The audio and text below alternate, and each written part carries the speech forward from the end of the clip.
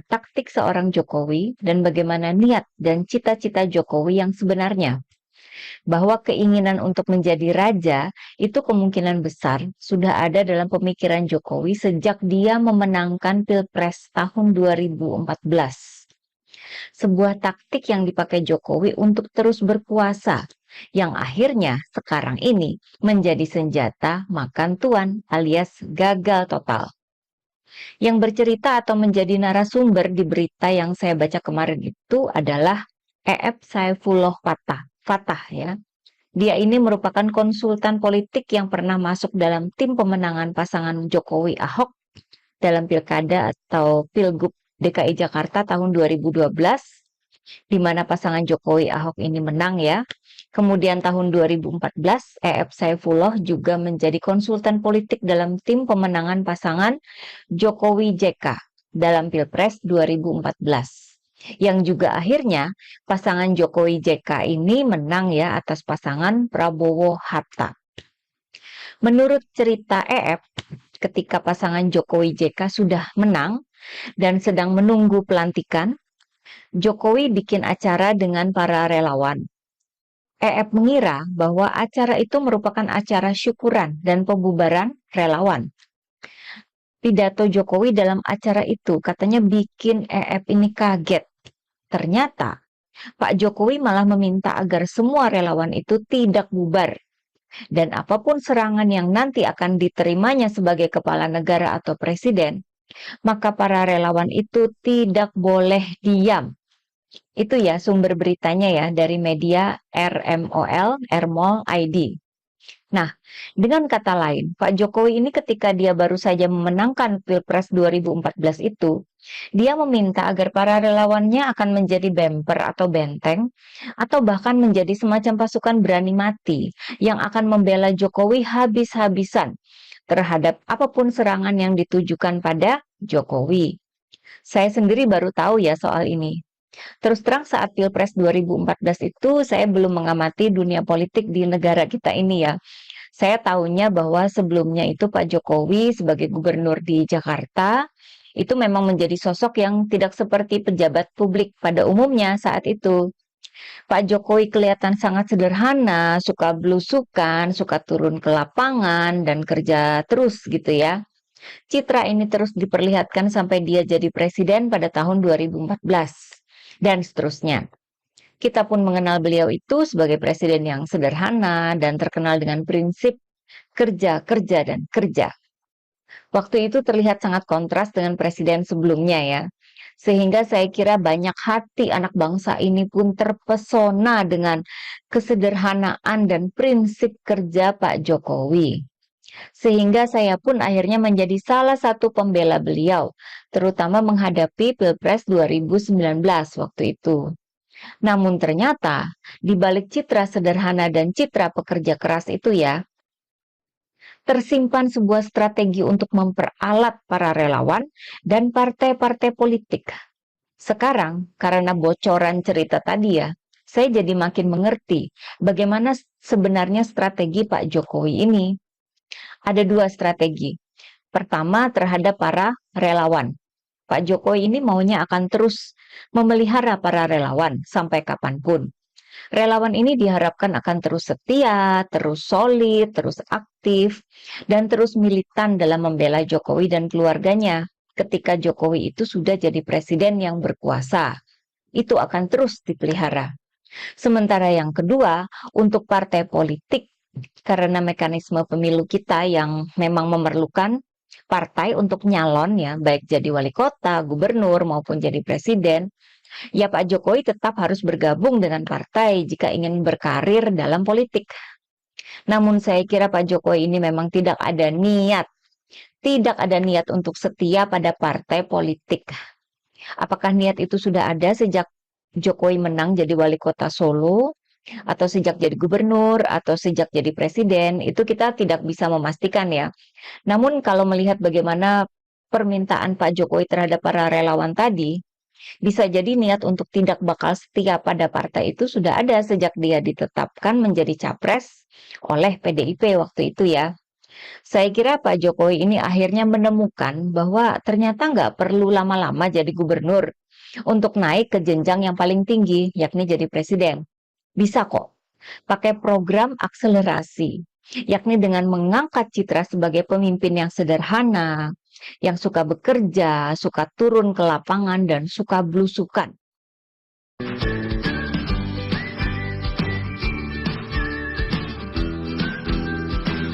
Suka blusukan. Dengan formula itu akhirnya dia berhasil jadi capres dan kemudian menang di pilpres dan kemudian menjadi presiden yang mendunia. Jadi cover majalah Time pada tahun 2014 dan dipilih oleh media The Straits Times menjadi Asian of the Year tahun 2019. Dengan citra sebagus itu, Jokowi memperkirakan bahwa karir politiknya ke depan tidak lagi tergantung sama partai, melainkan partai-partai politiklah yang jadi tergantung sama dia. Artinya dia tidak perlu setia dengan satu partai dong. Suatu saat nanti dia bisa pindah partai atau bikin partai baru yang bakal jauh lebih besar ketimbang partainya. Yang penting, pasukan relawan masih di tangan. Kemudian citranya yang bagus itu bisa menjadi magnet buat rakyat untuk terus mendukung dia. Dan akhirnya partai-partai politik akan tergantung sama Jokowi. Jadi saya kira itu merupakan agenda besarnya Pak Jokowi ya, yang nampaknya sudah dijalankan sejak awal terpilih jadi capres tahun 2014 itu. Di mana dalam perkembangannya agenda itu berhasil. Bisa membuat Pak Jokowi terpilih lagi menjadi presiden di periode kedua. Bisa membuat para pendukungnya seperti kami atau kita dulu dengan sukarela membela beliau. Ini sebuah strategi yang hebat ya. Namun makin ke sini, agenda itu pun makin ambiar, gagal total. Mengapa? Karena Jokowi makin jumawa dengan kekuasaannya itu. Sampai akhirnya dia mengkhianati partainya, mengkhianati demokrasi, dan mengkhianati konstitusi. Di satu pihak, Jokowi dengan percaya diri merasa bahwa semua partai pasti menginginkan dirinya. Ya ditambah dengan dugaan adanya politik sandra ya. Sehingga partai-partai mau nggak mau ya nurutin Jokowi. Ya memang pada akhirnya itu menjadi kemenangan bagi anaknya jadi wakil presiden. Kemudian bagi partai-partai pendukung juga mendapat kenaikan suara. Sedangkan PDIP suaranya memang berkurang, namun masih bisa menjadi partai pemenang pemilu. Di lain pihak, kebusukan Jokowi pun makin menjadi terbuka. Ternyata selama ini dia nggak punya kesetiaan pada partai yang telah membesarkan dirinya dan keluarganya. Kita pun jadi tahu borok-boroknya. Walaupun partai-partai politik lain yang mendukung Prabowo Gibran seakan menjadi pendukung Jokowi, namun tidak berarti bahwa semua partai itu sudah dikuasai oleh Jokowi.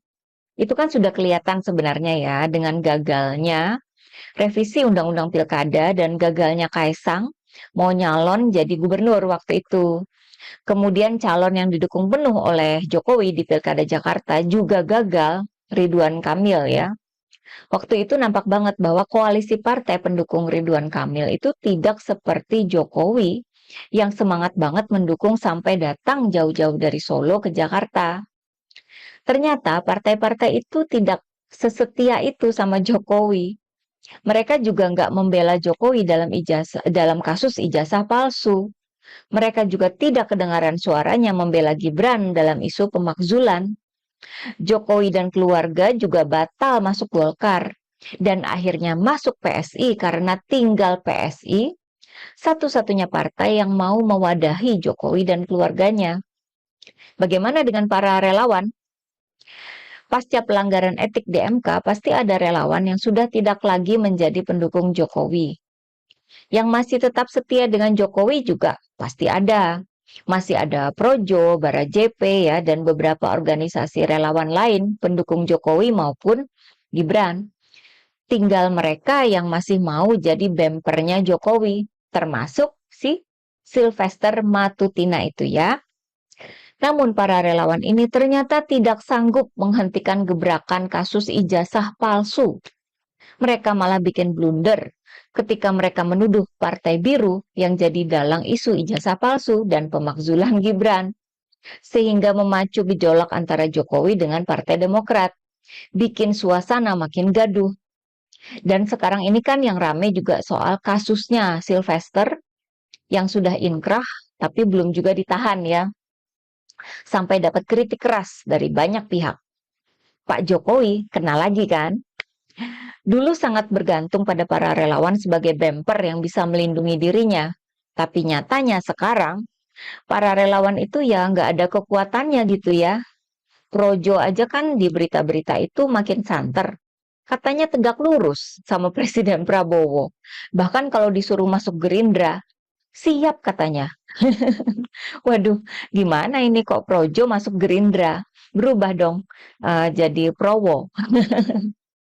Sekarang Jokowi dong ya yang dihianati oleh relawannya sendiri. Sementara hubungan antara para elit partai politik ternyata masih baik-baik saja. Hubungan Ibu Mega baik-baik saja sama Pak Prabowo. Sampai akhirnya Hasto mendapat amnesti. Ternyata kesetiaan dan rasa hormat itu dianggap penting oleh para elit partai. Ternyata di dalam partai-partai politik ada yang nggak suka sama Jokowi. Buktinya kan batal masuk Golkar. Akhirnya bisanya ya masuk PSI aja.